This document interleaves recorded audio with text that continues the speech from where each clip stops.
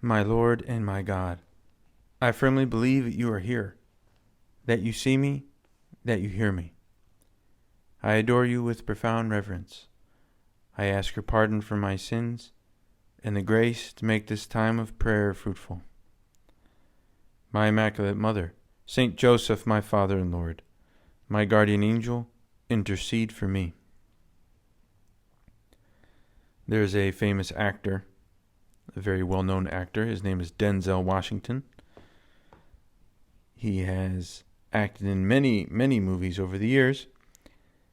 And like many actors and famous people, he is invited to give commencement addresses at college graduations. And in one such speech that he was giving to graduates, he mentioned some important life tips.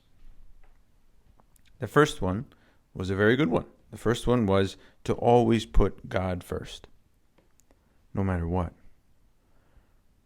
And there was another tip, I believe it was the third one, that I also liked.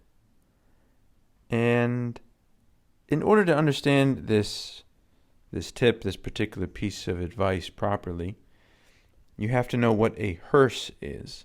And I'm sure most of you do.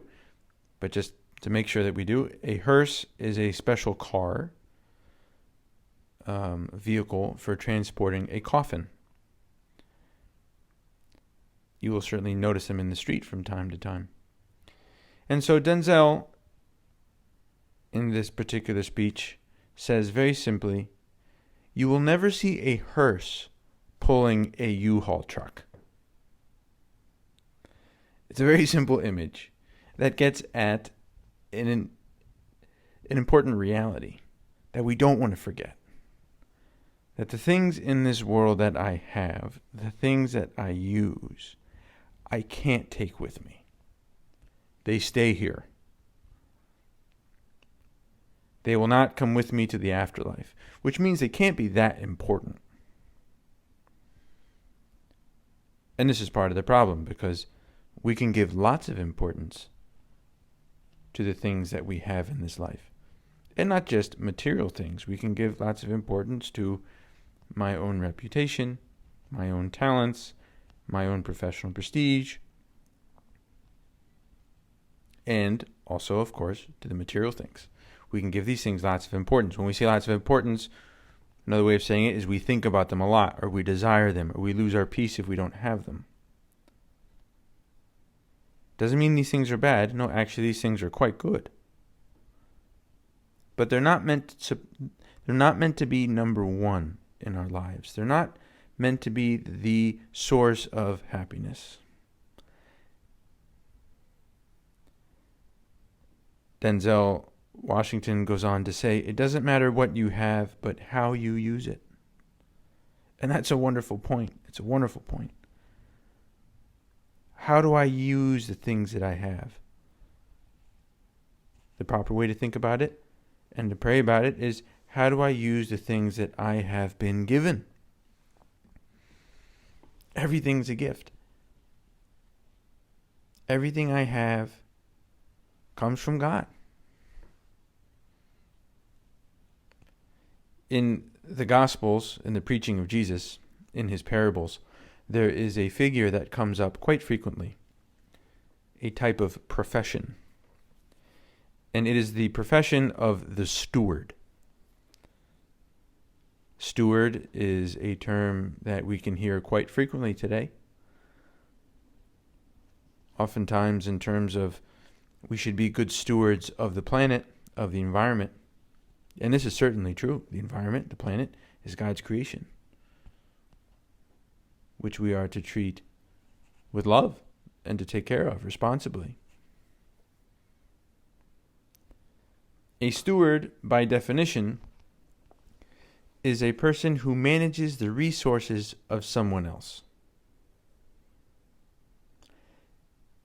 And actually, a steward, particularly in the parables taught by Jesus, a steward has a lot of authority. That he has the ability, the authority to contract business, to use the different properties and goods that the owner has as he sees fit. Now, the good steward will use those goods and those things in accordance with the desires of the owner. Oftentimes thinking, well, what would the owner do? Or how would the owner like me to use these particular things? Or how would the owner like to use this field? And occasionally ask the owner. But always with that idea, with that desire to do what the owner wants. One day, Jesus tells the story of an unjust steward. And the unjust steward is one who administers the owner's property and goods, not for the good of the owner, but for his own good, for the good of the steward. And in this particular story, this steward will end up getting fired. So the unjust steward is the one who thinks that the resources that he is managing are actually his own, or he acts in that way as if they were his own. There's a great lesson for us here. We are stewards. What we have is not really ours. What I have is not really mine. Because whatever it is, it could be my car, my good reputation, my popularity, my house, my smartphone, my shoes, my talents. All those things will be gone, will be worthless once my soul leaves this earth. Because they're not really mine. I don't really own them. I don't have true possession over them. I use them, but they're not really mine. I don't really have control over them. I can't take them with me wherever I go, particularly if I die. In a certain sense, the only thing I really have is myself. And that's not because of me. It's because it's been given to me. Life, right? My body, my soul has been given to me by God. A soul that lives on after death. But everything else stays here. Which means everything else is of relative importance. Relative to what? To God. He is the true owner. So yes, we are just stewards. And when we die, and when we are in our coffin, in that hearse, there, of course, will be no U-Haul truck behind us carrying all of our stuff. It's going to be just us. But in this life, yes, we are stewards. We are stewards of our life, of our time, the things that we have or the things that we use. But the true owner is God himself. You, Lord, are the one who's given it to me. So the question for us to ask is, Lord, how do you want me to use the life you've given me? How do you want me to use my gifts? Jesus tells us when he tells us what the most important commandments are, right? To love God with all my mind, heart, and strength, and to love my neighbor as myself.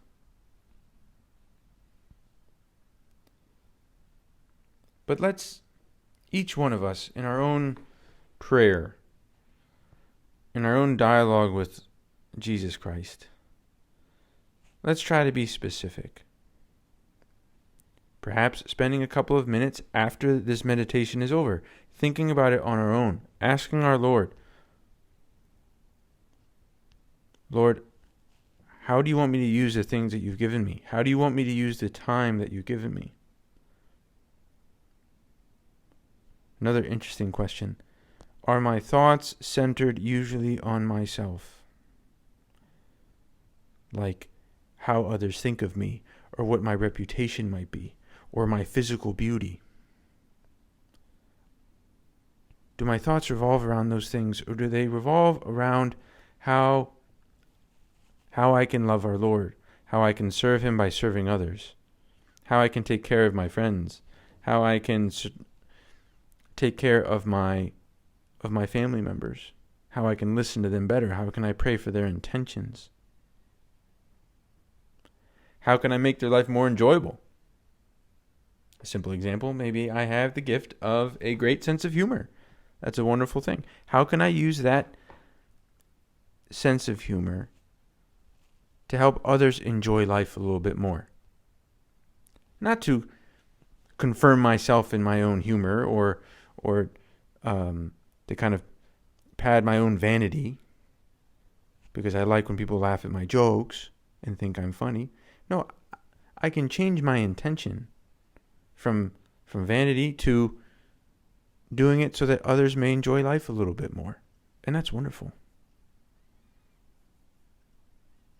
So let's finish this prayer by asking our Lord, Jesus, help me use and to treat what you've given me, right? My time, my talents, wealth, perhaps, job, friends and family. Help me use those the way that you want me to. I thank you, my God, for the good resolutions, affections, and inspirations that you have communicated to me in this meditation. I ask your help to put them into effect. My Immaculate Mother, Saint Joseph, my Father and Lord, my guardian angel, intercede for me.